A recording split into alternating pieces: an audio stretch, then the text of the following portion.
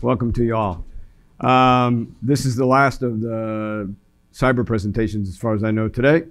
And it's about what we need to expect from integrators, right? Everybody's got a role to play on a security project. It's important, but it comes down to the integrator to install it, and properly configure it, to work in conjunction with the consultant, etc. So we've got some guests, a distinguished panel here, 3 wise men, no pun intended. Wise guys. John Palumbo, Andrew Lanning, and Phil Aronson, all of which are principals in their own companies.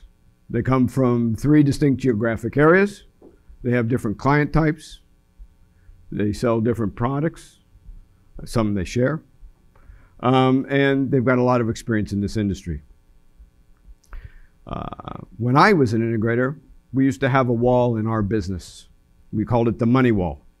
It was all of the certifications and training certificates that we had that we spent money on with our technicians.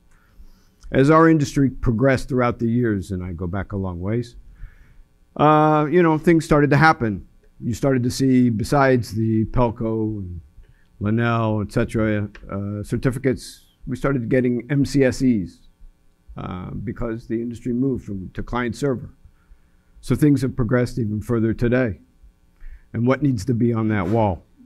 And how does it need to be addressed? So, best practices. What certifications are reasonably obtainable by your technicians today to meet a hardened system? Can you guys tell me? So my guys, I mean, most of my staff, we're 4 tiers, right? So the first few years, those guys are, you know, pulling wire, terminating devices, stuff like that, and they have to be certified to do that. They have also a book that NSCA publishes. I forget the name of it, but there's a guide there that, you know, how to use a meter, all that kind of stuff. But that's that first year. I want to get them up through that. Then the year 3, they start to get manufacturer training, right? We're pumping that in them. And then year 4, I expect them to be, you know, network plus, security plus. This is the place that they're headed. And I've got some guys that got, like, I think one guy does a Fortinet certification, another guy has a Cisco certification, but that's not really required. Network security plus is enough, I think, for what we need to do and be aware of in our industry. So that's on our side anyway. So I think there's a definition of technician that needs to be redefined too, because there's the technician that goes out in the field and installs the camera. And there's we call them application engineers. The application engineers are responsible for the software. And so different certifications for different things. In fact, our IT, the application engineers, some of them I wouldn't even want to give a screwdriver to, because it's dangerous. And certainly the technicians, some of them I wouldn't let them near any kind of keyboard. So again, I think you need to, or we as integrators, and what we've done is really separated those skill sets. And then again, from a technician point of view, it's more about installing the camera, and there's low voltage certifications in Washington and in Oregon and a lot of other states. So you have to have those certifications. But on the more on the cyber side, the IT side, CCNAs, CISSPs, MCSEs, you know, all standard IT certifications that our guys are working toward. And there's always new ones too around. Again, I haven't written down on a sheet of paper here, but there's a lot of different ones that they need. And again, we're hiring more IT folks for those application engineers to be able to train them in security and security applications and databases and that. So I think there's a lot of, you can require those types of certifications, and they're difficult to get. And there's also some ASIS certifications I think that you can get to. And I'll add to, it's expensive, right? And a lot of the times it's not included in the specification or the client wants to pay for that. But I'll echo what you gentlemen said, but I'll also look at what's on the horizon. And you need to be smart. You need to have the training. You have to have the ongoing training, bringing in the right people attracting that talent, which is very, very difficult. I know in our space it's not very sexy for you know, the integrator to have the technicians that are working in the cyber environment. So in our side, we're trying to attract that type of talent by social media, you know, going out to the colleges and talking to different individuals to bring in the younger talent. You remind me of things. And so what we've done to attract those people is you find people that are help desk or call center folks, you know, that are working for Amazon or something. That's not a sexy job. But when you bring them into the security and they see what they have the opportunity to do, you know, around databases and scripting and, you know, working with different applications at a very high level, they go, that's pretty cool. Yeah. You know, once they understand the industry, they do think it's cool. And one of the things that I think Brian Palumbo said one time to me, he says, low barrier to entry, security industry, low barrier to entry, high barrier to exit. You don't see many people leave this industry. So it's attracting those folks, and talking to CY too about attracting good technical people, not technicians from the installation perspective, but from the more of the IT perspective. Right. And would you welcome CY coming out with a cyber standard for the technicians? Would that be something valuable? As long as you don't use the word technician. Okay. Because I think technician describes something that's old, kind of old school technician. I don't know if you guys agree that. Engineer. Yeah. Some type of an engineer more idea about that. I think I would absolutely agree with that. In fact, not even for, not just for that, and I know we're skipping ahead, but right, for the project management of IT type solutions. When we do some of these large enterprise upgrades, we don't need a construction project manager that we use in a lot of our other areas. We need a IT project manager, way different skill sets, and I'd like to see CY tackle that one too for the security industry.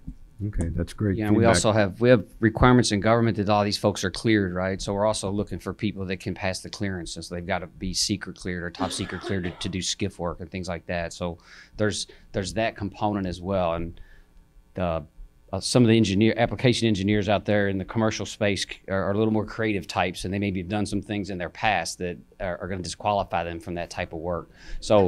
So we look at that as organic, kind of something like that tiered approach, but not all these guys can drop the tool belt and pick up the keyboard and learn this stuff. So it isn't for everyone, but there are project management roles in our industry they can get into. There are sales roles they can get into. So there's other places people can go that can't really go to the higher level engineering roles in our industry. But you know, we try to grow them organically because I'm out there on an island. So it's just, right, we found that to be a simpler path. Does DoD 8570 play a role in it?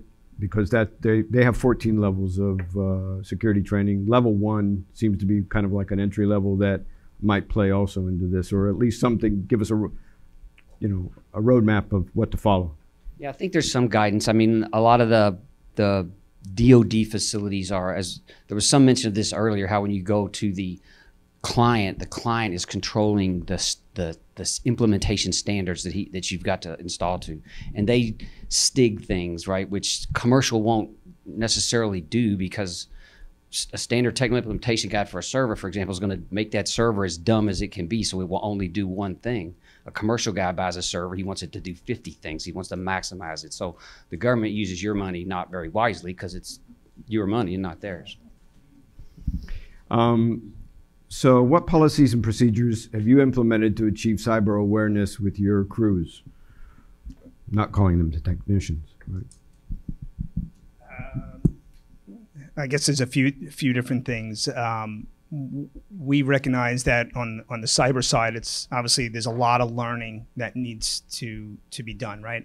You take a look at an event like this, and not only from the integration side, but from the consultant side and the end user side, there's not a lot of awareness on it. We're talking about it, and I think we're moving places now. But you know, back to like Horizon, and it really comes down to training, getting the right individuals, sending for repeat training. It even goes back to the session that was right before. It's not like you go and bid a job. Like we'll bid a project and then the job is done. There's the support, the maintenance that goes along with it. You got to have all that training for the individuals that know how to do that. So that's some of it. You know, the policies, some of the policies we've put in place is there will be no IoT device, camera, anything that you call security device that can be left in default password. And that the consequences of leaving a technician leaving that in a default password is up to and including termination. So we've made it rock solid that you do not leave any device in a default password or in what the password that it came. Now that brings up problems because we have clients that will come and say, we want it in default password because otherwise we don't have password controls. Well, we still say, no, you need to change it. We have there's password program, Secret Server is the one we use. And so that we set that up for a client and we put those passwords in there and the client can always come back and get those passwords from us. I think what has been one of the common procedures in the industry is that every integrator or an integrator would have a password. They change a password, but it would be for everybody in the company, or the company has a password, and so you can use or one or two passwords, and they use it for all the clients, and so the technician. So again, some of yeah. So one of the fallbacks is if the technicians and service technician would come in. We can't do that because we'd have to get into Secret Server or call the help desk to get that password. And it might take us 15, 20 minutes, and the client's not willing to pay for that. And we're going, no, it's going to take 15, 20 minutes. The client will pay for that because the ramifications of not having that, that password changed are huge. And we know that if we leave it in default, they'll say, oh, we'll change it tomorrow. It doesn't get changed. And we've just seen the liability roll right to our feet, and that we're responsible for those default passwords. So again, as you put policies in place, you have trouble with the industry and the manufacturers have to step up because there's one manufacturer, everybody would know them, I'm not going to name them, everybody would know them, with their VMS that they developed, their VMS only works with default passwords. And so, boy, that's kind of hard. And so we IT departments, we've been changing that system out, but the IT department came, why is this still a default password? And we're going, well, it has to be because it won't work with that system you're changing out. And one of the reasons, so IT security didn't know that. But so again, yeah, you can have policies and we have more of them, but there's ramifications, that flow downhill that the manufacturers, the owners, the end users have to have policies and procedures in place too. But that provides an opportunity too, because we can provide password control for our clients, where we hadn't before. The other thing we do is firmware. That firmware always gets updated. So we have a lab, where, in fact, they were talking about this the previous session, where we have a lab that all the IP cameras get taken out of the box, they get hooked up to a network, and we put the most recent hardened firmware that the manufacturer has blessed, to go out on systems before we ever go install them. And so remember a number of years ago, we were talking about that the IP cameras would be cheaper. Well, really, when you think about how long that takes to do that, we're talking about maybe an extra half hour, by the time you take it out of the box, put it up, firmware, and you're doing 1,000 cameras. Right. It goes from 2 hours to just install and put a coax up there to 3 hours to make sure the firmware is up to date, make sure that, that it's not dead out of the box. So is it saving money? It's costing us more money, and we're passing it on to the client. So there's some ideas. So you go beyond the initial staging to an advanced staging. And I want to, because there's a point here that he just made, and in the last session it kept ringing in my head that the consultants can help us with. That initial query to them about their practices and what they do. When you come across that, that's about the only time our industry has to make them aware that to get this stuff secure is now going to cost more. They've been getting cheaper and cheaper and cheaper, and great stuff. The stuff's getting better and better and better, and the price has been going down for 20 years. because it wasn't secure. And you've got to ask those questions that Whale was talking about. You've got to get in their face and let them know to do it right, it's going to cost more. To do it secure is going to cost more. We don't need a lot more. I need another half hour per device. That's a decent average. That's what we're doing in their bench testing. I've got to in-map this device. I've got to show you the port maps, the systems, the services that are running, the ports that are closed. I've got to have that documentation for you that we talked about in the last session. So I've got to generate that stuff, right? We've got, you want to manage your certificates, or I'm going to manage your certificates, right? So we've got to talk about, there's a discussion. There's a lot of work there. It's not huge. It's not $10,000 a camera, but I need another hour. So just take those devices and get me another 100, 200 bucks, whatever it is, per device in your calculation with that customer. I love it when they got nothing, like the small SMB guys. They're a mess, right? All of a sudden, and I don't think the guys in this room are going to take that on, right? You need to partner with somebody IT to help them. I would hope that that's just your path, right? Because when you ask them and they're doing nothing, and you're going to try to fix them just from your physical security deployment, you're not going to get there. They have way bigger problems that you don't want to touch, right? So that's your opportunity to get them some help that they need. Yeah. Sure, go ahead. So one of the things that to that with testing and weak passwords and things like that is we've implemented on our end a product called Xero that we developed that is for that weak passwords that is helping not only awareness to us once we put that onto the network, but it's also letting the clients know. And from that point, we can push out if there was even a certain password that was left in line, like from the IT department. So, or default passwords from the Mirai virus, and we can just run the script on all that. So those are things that are helping us when it comes to best practices. And there's other products out there that are doing things just like that. Are you putting language in your contracts that limits your liability on the cyber side? Have you gotten there yet? So I'm seeing out of my healthcare environment and out of my financial services environment, their contracting documentation requiring us to go through audit with them. And that required us to take the manufacturer with us. And that was crazy, 9 months to get approval for a project. So, but it came from them, which I think is important. I hope there's more and more of that. I want to just offer them Neil's 2900 level assurance and be done with it. I think that's awesome. I can't offer other manufacturers, whether they did it themselves or had some third party, you're not sharing that stuff, right? I don't have access to that.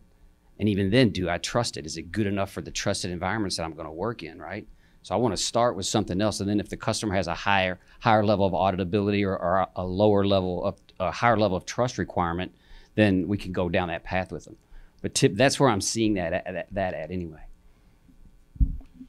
So we've even gone down to the point of saying not hardened in our proposals, but we go through a hardening program, because you never get a product hardened like that. That's like the end state that you can do. So you put on we put them through a hardening program, and we say, here's what the hardening program is. So again, yes, we are trying to limit our liability, but as we work with more sophisticated, especially the IT companies, the software companies, their contracts, to your point, healthcare too, they're requiring much higher standards. In fact, even on PUDs or public utility districts, or the big ones, the requirements that they have are pages and pages that take. The last one we did, we figured out it took about 32 hours of our folks' times from IT to legal to go through it to say, are we doing this, and here's how we're doing this, and back and forth 2 or 3 times. So it's not just us, it's the requirements of the end user. And the more technology driven the end user is, the more stringent their requirements around cybersecurity. And on the integration side, we don't have the language as best that we could. On our cyber side, I think we're doing a very good job, and we have inside counsel that's helping us develop that. But it's you have to constantly update, You know, it seems like next week we'll have to update it again. And how many of us, not only on the consultant side, but on the integration side, that we have our terms and conditions at our proposals that have been there probably for 5 years, right? That we haven't done anything with, and it's old and aging. And do you have the time, the energy, and someone on staff that's going to update that for you? But on the cyber side, you need to be doing that much more frequently. Are you seeing it in specifications, though? Is it coming out slowly in specifications? Are you seeing anything in there? Slowly. Not as much as that you would think. I think with events like this and the more issues that are happening, I think in 2019 you're going to see a lot more awareness on it. Yeah, and definitely in the DoD. So Corps of Engineers and DoD, we're probably 2 years in now where you've got to document what you did with that default password or what you did to change it. How did you leave any kind of a device? And it's not just like in the security world, in any network connected device that goes in any of those facilities, that verbiage is starting to just be bolted on. Yeah. And then of course there's the higher level of assurance for government contractors, which is going to start to hit. I would presume you guys, because you guys should be considered supply chain if you're a consultant, right, to government. So the way you're handling their materials, right? You've got the facility security drawings. Perhaps you have the as-built, but you've got facility security drawings from a facility on a healthcare facility or a wastewater treatment facility or something like that. The government calls that controlled unclassified information today, right? And so you may not see your general contractor yet or your client even knowing that that's what that is, but the government is starting to push down. And originally it was in the DoD called DFARS. It's 800-171 was the level of assurance your company had to have to handle that information. So this is a Excel spreadsheet with network information or a diagram or whatever it may be related to this security system.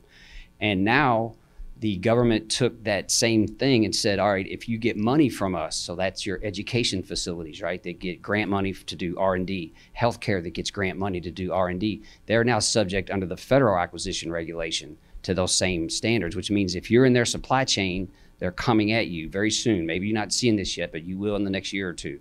And so those sort of requirements are where your organization has to have to handle that piece of information that, you know, architects and engineers, and I run across this stuff all the time on unprotected portals. You can just yank it down. Hackers love that stuff. So we've got to fix that on our side of the house.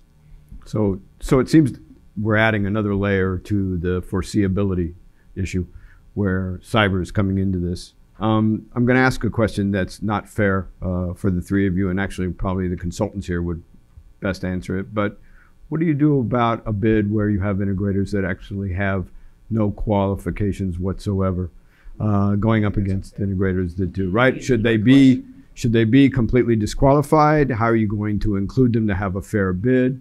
But, you know, what are you seeing in the landscape?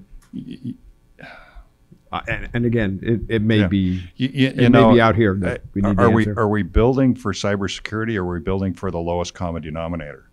You know, and that's where I think we need to make that decision for our clients, and maybe bring the clients into that decision about the risk. How much risk do you want to have, and open it up for competitive bidding that you maybe save 10% or 15% or I don't know, 20, who knows, you know, but they're not doing upgrading the firmware, they're not changing the passwords, they don't have the policies that they need in place around there. And so again, I think we need to decide, and I don't know that we can decide that. I think the end user needs to decide, you know, that, and depending on, I see shaking hand, depending on the sophistication of the end user, whether they can decide that or not. So that's. Well, yeah. Oh, we got one in back.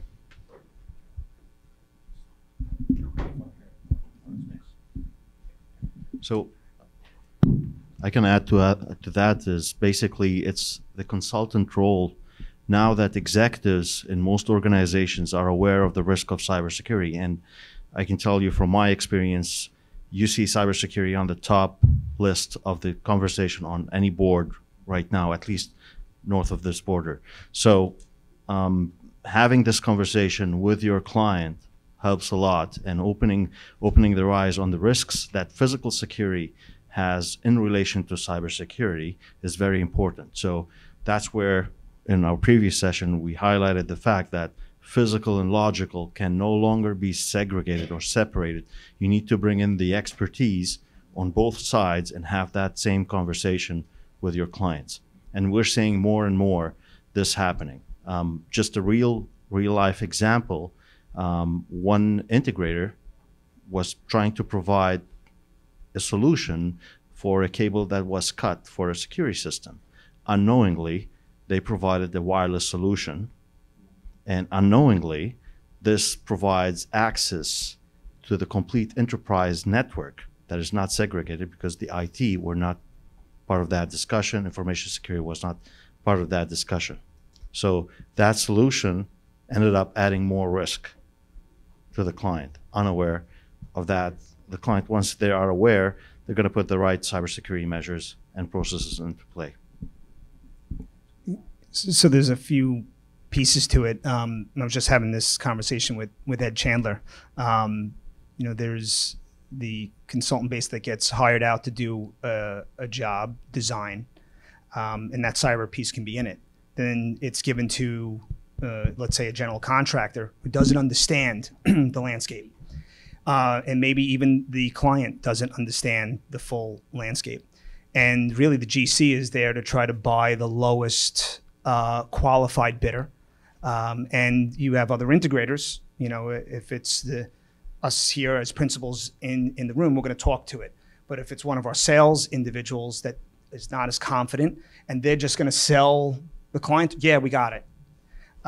So there is a few pieces to the bid process, if that's what we're talking about, Jack, specifically, right? There's a few elements to that. So we try to educate not only the GC, who 9 times out of 10 doesn't really even want to listen to us.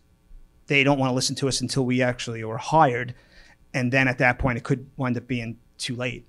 And then at that point is the consultant still involved throughout the process? Have they been paid by the end user to do checks and balances at the back end to make sure that the integrator did do what they were supposed to do? Whether that was at the time of submission on the submittal process.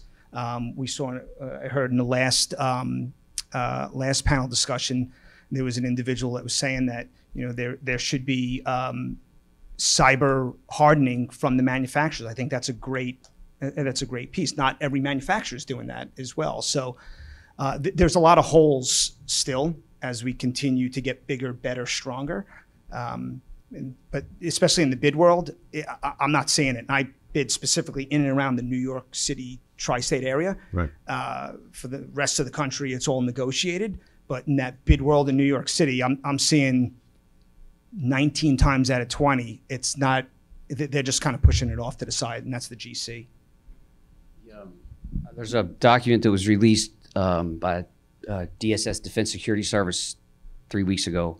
It's called Deliver Uncompromised. You can download that for free, and you can understand what the government's vision is and what it believes it should receive. They truly think we should give this to them at the same price. My argument to them was that they've not been receiving it secured all this time. Why do they believe they should now get it at no increase? And the contracting officers kind of feel the lift. When you talk with them, they understand that this is going to cost a little more, and I can demonstrate for them the steps I've got to take to do the work that we do for them. And they're like, oh, I get it. And even DFARS, they'll pay you for DFARS, right? They're like, okay, your DFARS compliant, fine, I understand it's going to be 3% more. They'll buy that stuff, but there's a sentiment out there from a large consumer of security, government, that Deliver Uncompromised is this goal. And right now they're focused on rocket ships and jeeps and tanks, and of course it's big, but our stuff's a piece of that. And they don't look at us any differently. We're part of the defense industrial base. And so you want to understand that sentiment, that idea that's being pushed down from them, and understand that as a consultant, when you walk in that door, you get a chance to set that bar, kind of like I talked about earlier, and just ask the customer, what's it worth to you? Do you want it broken or do you want it well done? There's really not a lot of middle ground as far as, if we're going to harden it up. We can harden it up a little. We're going to harden it up a lot. Are we going to monitor it? The policies and procedures and stuff we're talking about, these are ongoing and long-term, right? And persistent. And so there's a cost to that if the other guy bid it for 30% less, I'm guarantee you, you might as well not put it in. There's just no security. I don't want to be one of those guys anymore. So I'm the highest priced guy in the room, I hope. And if not, I'll raise my prices. So that's maybe on the consultants. I don't know how you stress to your customers to get cradle to grave on the project, right? Because a lot of times you do the design work and then it's over. Or Jack. you get maybe one phase in. And you need, I think, you need to stay engaged. Obviously, it's a business decision on the customer's part, your part, etc. But to take them through that entire landscape and then be able to stand with them against the GC to make the GC do the right thing is important. It also depends on the environment in which the client is dealing with. I've worked for various engineering firms down through the years, and we always propose, especially for the commercial clients, to pre-qualify contractors, making sure that they can do the job properly. But I've also worked for some state agencies where they don't care. They want the lowest bid, and I've even seen them where they put the bid out on the internet and took the lowest bid, and it was a disaster. Yeah. So you have to also understand that a lot of it has to do with the state legislatures and the way they perceive how things are going to be done, and they want the lowest bid regardless. And there's some education and government relationships that need to take place in order to ensure that what's being put in is properly done. In the back.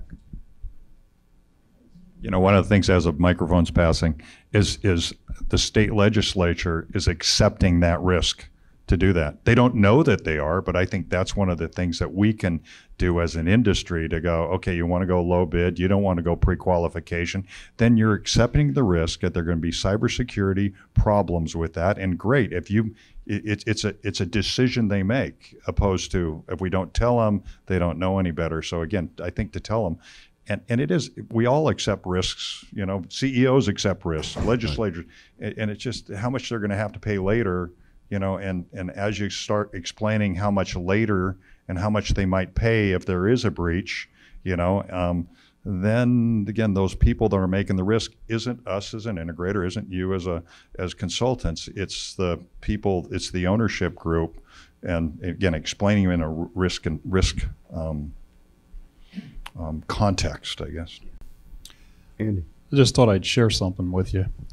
Working on a sensitive military project, and sometimes you deal with people in every group, and the groups, going back to what you're all saying, they can fight with each other, and they understand what they understand, and they don't know what they don't know.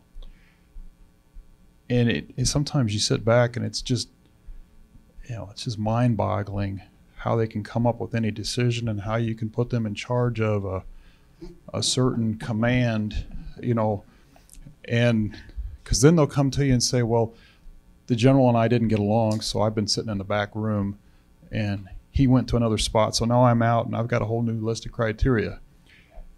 And this is real, what I'm saying. And so now you're getting to the point, once you get through the facilities and you think you've got a project that's ready, that they're going to put on the internet, that everybody in China and everywhere else is going to look at.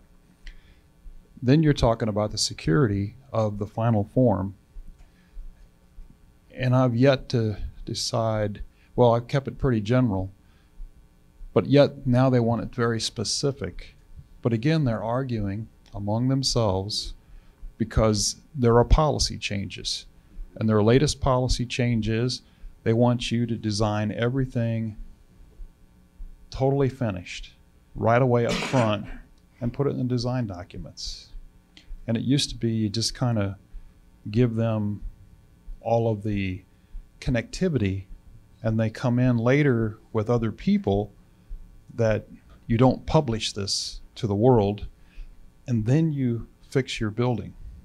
So within the government, there's all these people that are in positions that don't know what they don't know, and they make these decisions, and it's their personalities. The strongest personality kind of wins out, to the point where sometimes it's just mind-boggling what they come up with. And I think even to that point, we don't do much federal government work at all. I'll let you, but then you're doing the detail, and then it doesn't get built for a year. And the way technology is changing, they're asking you to be specific, and you can't even buy the equipment that was specified in detail. And so now it goes through an RFI process and a change orders and all that. So I think that, boy, it's tough. I don't know what the answer is to a lot of this, but that one's especially tough. So I wish it was a year old. My God. Yeah. The answer is this: they spend your taxpayer dollars unwisely, right? I have whole systems that are going into buildings now that are being built, facilities that do not exist anymore. It is absolutely completely going to be changed. Someone else already wired it, and so it's not wired properly, right? It's not going to work.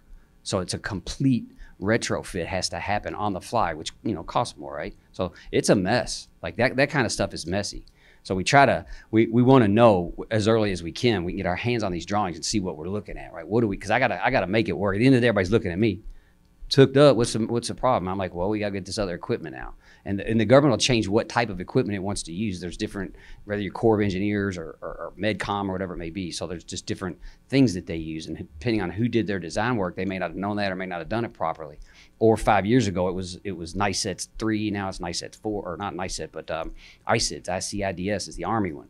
And those change, and they change the product that's used. It was IDQ or PDQ, and now it's something else. Question for you. So what do you bid?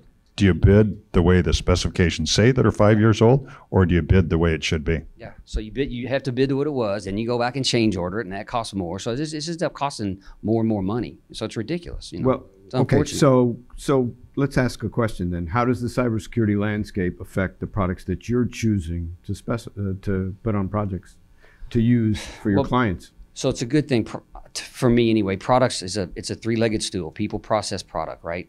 And so products for our industry, in my opinion, are broken. I test them, I scan them, I make sure the ports are closed. I show the customer what the problems are. If there's ports that can't be closed, that's a vulnerability we've got to mitigate. We need to know about it. You don't want to hide it from them. I want to make sure the services are turned off. I want to understand what type of cryptography is on there. I want to make sure if he's using self-signed certificates that they're valid. I think I sent you a slide of one I yanked off the shelf. It was there you go. 10 years old. It's got MD5 encryption. Okay, this stuff is broken badly, right? And it's being sold today. So if you don't go do this for the customer, if you don't go do it for yourself, you're part of the problem. So the other point I want to make about we talked about contract verbiage just a little bit. I don't mention it. I just do this stuff. It's part of my signature service package. You're going to pay for it, but I don't talk about it. It's just done. Try to cancel my service, and I'm going to tell you all the stuff I've been doing for you to remind you ought to get somebody else to do it. And they're like, oh, crap, you do all that? Because they don't understand what I'm doing anyway. Okay, at the SMB level, government's a different animal. So, and when you have enterprise IT, healthcare, financial, those guys know what they're doing too, right? So you're going to install to their spec, as was mentioned. So they don't bother me as badly. But as soon as you step out of them, and supply chain vulnerability, right? That is the big focus for all of these entities that we're talking about, right? So the NIPS sectors, those 16 sectors that have been mentioned. So all of those people are starting to look at you as a supply chain vulnerability. I give talks on our industry as a supply chain vulnerability because it's people, processes, and products, right? And the product piece is something we can know.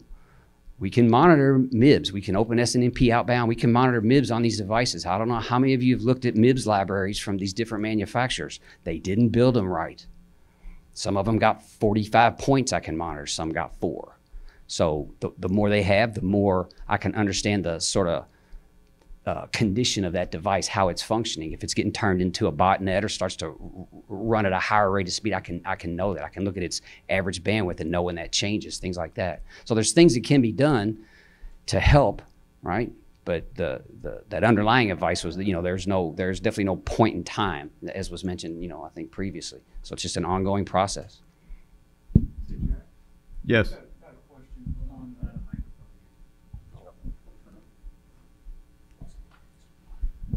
A comment and a question. Well, I can't let Andrew leave because he's part of this. But so last week in New York at the gathering, one of the trade journals interviewed me about who was going to win the end game, and this will really impact the consultants big time because it may be limiting their choices with regards to SIs, right? So one of the concerns I have, and this is a great panel because you've got a small integrator, a giant integrator, ADT, and then a mid-size integrator. So it's really good to see but I mean, one of the concerns that we have is will the smaller integrator, and I'll define that as on an annual revenue run rate, $8 million, $10 million, there's a zillion of them, right? Are these guys, and Andrew, you are an exception to the rule. That's a compliment. That is a compliment. You're an exception to the rule. I'm really concerned about the small and mid-size integrators. I don't think Securitas is going to, have a problem funding the effort, and the effort's going to be major. I don't think ADT, they've already acquired 2 cybersecurity companies, for God's sakes. But what about these $8 and $10 million companies? And will the consultant community eliminate a whole segment of integrators out there because they simply can't, they don't have the financial wherewithal to keep up? It's really scary. I think it's the biggest challenge small SIs have had in my career, and it's 39 years in the space. I really think that there are going to be those of us that rise and go work for these national infrastructure protection plan sectors, right? There's going to be those of us that keep the country safe, that keep businesses safe, and keep the economy moving, right?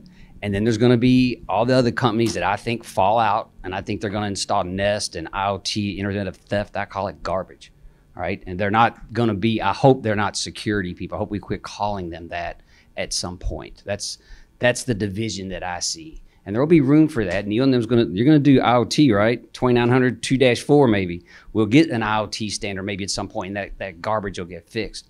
But for now, we've got to work on just our industry and not be a piece of the problem. I found it quite embarrassing that the security guys were one of the biggest problems. And healthcare industry is the same. Their devices are terrible. Neil can tell you about that. The PLC industry is just as bad. These guys are bad. This stuff's broken everywhere. And that's not to scare you. We know what to do now. We know how to fix it. I just didn't know it was so bad. Yeah. So, Ben? Yeah, I think the point that we need to keep in context is consultants are only engaged in 5 to 10% of projects and money that gets spent. So Andrew, your point's well taken, is there's a market for folks that are going to get their stuff together, and there's folks for a market that the end users are not going to expect it and the providers are not going to deliver. So that market, that we have to keep that in mind. We're, folks like my company, and whether it be the politics of government or the politics of private industry, you're brought in for enterprise size problems, whether they occur in one building or across an entire company. It's not for the one shop retail, UPS store franchisee or something that's going to put something in. Right, but consultants may only work on 5-10% of the projects, but Yep. the dollars associated with those projects are extremely high. And Correct. There's a great There's an inverse. differentiation in Yeah, both yeah. expectation and dollar and delivery in that full process. Yep, exactly. You asked. I mean, go back to the question you had asked Yep. about how do we look at security manufacturers and devices from a kind of the security perspective, the cybersecurity perspective. When we do look closely at that, we have a group in our organization. To Bill's point, not everybody has this, but we don't. There almost needs to be a testing group within the security industry that can test these devices, independent testing of these devices, because there's so many devices we test where another major manufacturer, I got tons of stories, major manufacturer that had their panels that were serial, they needed to make them IP, and that device that made them from serial to IP, it was not secured, and we called that manufacturer. And there are tens of thousands of these devices out there, and we talk to engineer, and they say, that's not a security device. You can't secure that device. And so the IT group is going through everything that's connected to the network, and they're finding devices all over campus that can't be secured. Now, we did a workaround. There is no hardening guide for these, but we did a workaround with the engineering group where they found that it was, that we could kind of secure it, made it better than it was. But that's what we're dealing with in the industry, is there's these legacy systems that are out there that they can't, the devices can't even be secured. And the end user is going, you figure it out, because we have so much invested in this manufacturer. We can't change it out. Right. We need to figure out something. So they're putting pressure. But I think the other thing is to put pressure from an integrator standpoint. A consultant can be part of this conversation about to put pressure on the manufacturers to raise the standards. In fact, earlier presentation, somebody talked about, as the submittal that they provide a hardening guide. Jim over here that was talking about hardening guide. Well, I'll go back a step.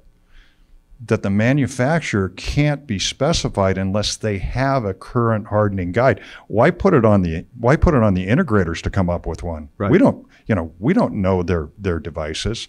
So again, in the specifications, you need to have a current hardening guide, or you can't bid the project. So. But isn't it incumbent? I mean, look, the next generation of product that's going to be coming out, or should be coming out, should be hardened to begin with. So to your point about the small integrators, if the products that were coming out were at a higher level of security and intuitive to cyber issues, maybe that issue wouldn't happen, right? And we'd all have a better product. But I mean, we got one product that's been through 2900. Please put 2900 in your spec. I don't care if you have to waive it, put it in there. That way the manufacturers will start to drive stuff through it. They're not, yes, they're getting Veracode. Yes, they're getting a bunch of third-party testing. They don't share that. They don't share that with me. I don't know, and I don't trust it anyway. Give me something from UL. It's public. I can verify it. And then if your product hasn't been through there yet, waive it, but tell them, what's your roadmap for getting your product through UL? Because this is something that we can check, right? It's always in your elevator slips. It's on your fire systems. It's reliable, and it's coming at you. I mean, government went to NIST, who went to UL. There's a reason why this is coming. It's going to be required.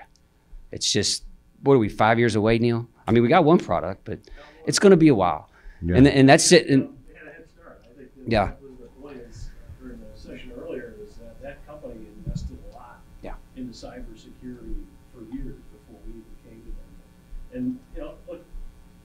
Cyber, we don't have to connect things to the internet. We want to, because there's value. Exactly. And so there's a cost to that, right? And so I think as an industry, we need to be cognizant and willing to address the cost of connecting things together, right? So it's like medicine, right? If every medicine's got side effects, but the value that you derive from that medicine should outweigh what those side effects are. I don't think this is any different. So.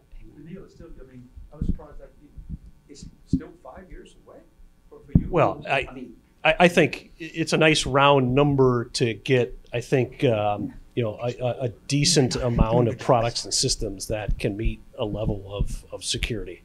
Yeah, I mean, there's just, there are a lot of companies that are really just beginning the journey. And it's just, training and education is the big thing right now. I think just making everybody in the industry aware, and trying to get it to a level that's understandable by everybody, because everybody plays a role. So we're Bill, behind as an industry. So long as the standard's internationally accepted, yes. Right? That's key. So it's inside the ISO. Yeah, the 2900-1 is, Okay. and the one for this industry is it's not yet, but it's on that path. There's a formal technical committee that's working on that at the moment. Okay. So there could be changes. So. Sorry, go ahead. And Bill, back to what you were saying. It's kind of like the electricians that we get to deal with. They're hanging cameras and card readers and saying that they can, in certain cases, match what the integrator is doing. Yeah, we do security. Security too. So I think we're looking for not only the consultants to help the end user educated on who's got the right certifications, because they're talking to us. even though they're only doing 10 to say 15%, right? But also get to the manufacturers and say, hey, you know, who on the integration side is qualified to do your work for you? Things like that, I think, would be a help. But yeah, there's going to be the smaller integrator that's just trying to emerge and it's got, you know, one line and that's all that they work on. So, I think, I'm sorry, no, go ahead. you know, I think one of the best ideas I've heard, and you can't do this on every project, but as many as you can, this pre-qualification stage. In fact, on a lot of the private companies that we deal with, there is a pre-qualification before we get a master services agreement or something like that. Again, the previous meeting or the previous group, again, Jim had great idea about during the submittal package, what's the hardening guide you do? It's too late. That's too late in the process because you're not going to go back and go, oh, you don't have this process. Let's go back to the beginning, and they put all these submittals together. Go back to the beginning and start with a new integrator. So again, how do you get the pre-qualification? And I'm interested from consultants' point of view, the answer, is it difficult to do pre-qualification? Do most owners say no? Because the other thing that's changed and why to look at that now is these systems are mission critical systems. If you went to Jerry Wilkins' presentation this morning about, you know, how active shooter and lockdowns and, you know, having the ability to do that. This is mission critical system that, and we need to let our clients know that it is, and that there's a huge amount of risk from a cyber perspective, from a not working perspective, to go through that pre-qualification. So again, somebody to answer it. I'm just kind of curious. In the back. John? So the camera. One of the things that the issues we have is, at least in my experiences, is we are brought in, first we're brought in late into the project. Okay, so we start behind the power curve. Then we rush, we catch up, and then a lot of times they want to go out for the bid before the design is even complete. So, you know, maybe 100%, then they'll throw in a permit set or whatever at that date. The design's not even complete. Then they want to rush out and get the bids in early. So we can write in, at least myself, I write in the specifications, you know, all the requirements, what I expect of the installers, integrators. But then there's, like I said, there's such a rush to get the bids in that we don't. Now, my particular company, we try to force ourselves into the bid process, you know, into bid leveling. At least that we get a shot at, you know, after the fact. You know, we like I said, sometimes we even throw it in for free just so we can have at least a look at the qualifications, certifications, and then I can ask questions at that point. But if you don't get the documents in front of you, that's the problem. I think it's a rush, and so to pre-qual them, no. A lot of times, again, I'm in a fortunate situation where a lot of times they come to us, and we give them, you know, 3 integrators that we feel can do the project. Now that's perfect because then it's really on us if they don't do it. But we know them because we, as you stated, we've kind of already pre-qualified them. You've done the pre-qual. Yeah, we've done it ourselves, but again, a lot of times that's not the situation. It's just there's no time, you know, so we don't get an opportunity to do it. John, can you pass it down? Thank you. Appreciate it. I do think there's the whole point of deciding who you want to work for too, right? If they don't take security seriously enough to take the time to do it well, is that the kind of customer you want to work for? I mean, there's that question. And I think, well, fortunately for me, and I think for some of us, is our experience is quite different. One, we work primarily straight to the end user, and our approach is from the beginning is to manage the process with them as a program management approach. They don't always engage us through the entire process, but at least we lay out those expectations early. And I would, we are at least 95% of our projects, we go through a pre-qualification process. And you know, some of the ones where we've worked with y'all in the past, we were not at the point where cyber hardening came in early. That's been factoring in, but we are upfront before we even get into that initial qualification request for qualifications, request for interest, and general qualifications. we're asking for process on hardening. We're asking for, one, do you want this project of this size and scope?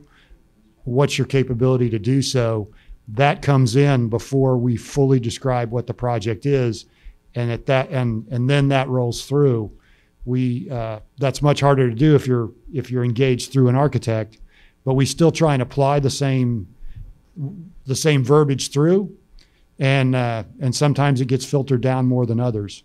But I think it ends up in a more healthy awareness through that process, regardless of whether we're engaged to actually execute it. So maybe for Scott and Bill Bozeman, maybe there's an education opportunity to go out and hit the major GCs and fill them in on what's going on and fill them in on their potential liability for trying to push through things that could cause a problem. I don't know, but it's something you can consider.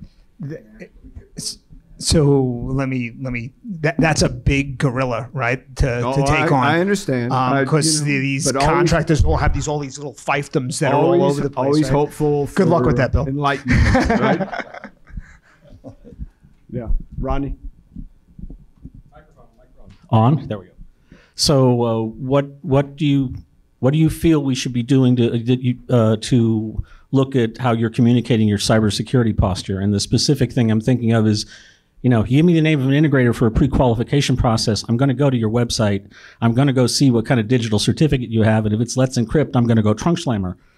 So, how you think you should be communicating your cybersecurity posture? Again, I don't like to overemphasize it because I think it's misunderstood. So I like to do to the best of my ability what I think needs to be done. I'm our facility security officer. I'm our insider threat officer. I'm doing constant training with our people. We're fishing them. We're doing all the people stuff that we think we can do.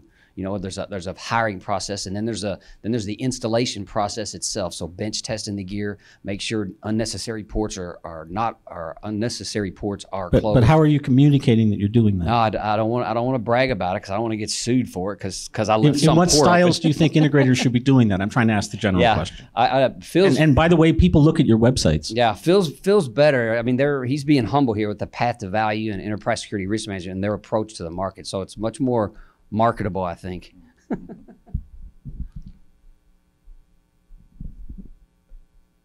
It's a great question, and it's how do you do that? You kind of do that when you're asked, to provide that in a pre-qualification. So you just got asked. Asked. By him. By Having looked at your website 2 seconds ago. Oh, I imagine you did.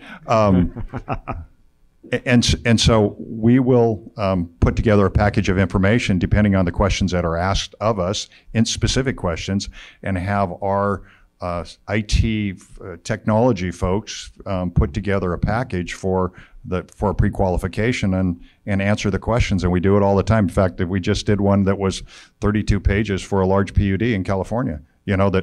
Everybody, to me, there's not a standard set. Everybody seems to ask different questions.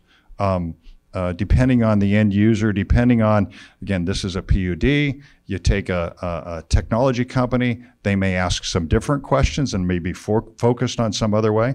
And so I don't know that you advertise it, use it to say that there's cybersecurity standards so that we get questions asked to be able to, now we can answer them. But I think to put out, here's what we do, I don't know that there's some of our clients everything's around ITIL, information technology. What's ITIL? ITIL? Yeah, and the information library. So that we have a couple clients that are so focused on that. So we have responses where we're focused around even the words around the ITIL standards. Where again, other ones don't care anything about that. They're just focused. They're focused as much on cybersecurity as the other folks. They just have a different methodology that they use on the requirements that they're looking for from an integrator. And again, large company, small company. And I think that's what's cool about this industry is everybody's risk is a little bit different. And so depending on large company, small company. In fact, you take two clients side by side. One has a big endowment, the other one doesn't have one. Schools or something like that. Their risk is different. And so that they're going to focus on different risk profile and they'll ask different questions. So I guess I answered that 3 times the same way, but yeah, so we recognize that our website needs to be further updated for information that people are looking at. And we're actually in the now the 3rd round of updating our website, which seems like we did it 3 times already this year. But you have to stay current with it. And then just like what you were saying is when asked for information, we supply that. And I've got one company after the next, it seems like as of late, that's given us, you know, either an Excel type document that's, you know, what are you going to do in case of this? And it's, you know, several hundred pages long, and it takes the CIO to spend a lot of time answering all the questions type of thing. So, but we recognize that the website is very important, and that's something that I know my team is working on to update. All right. Rodney, you're always good for a closer. We've hit our time limit. I want to thank our panelists. It was extremely informative. I hope you got something out of it. And thank you.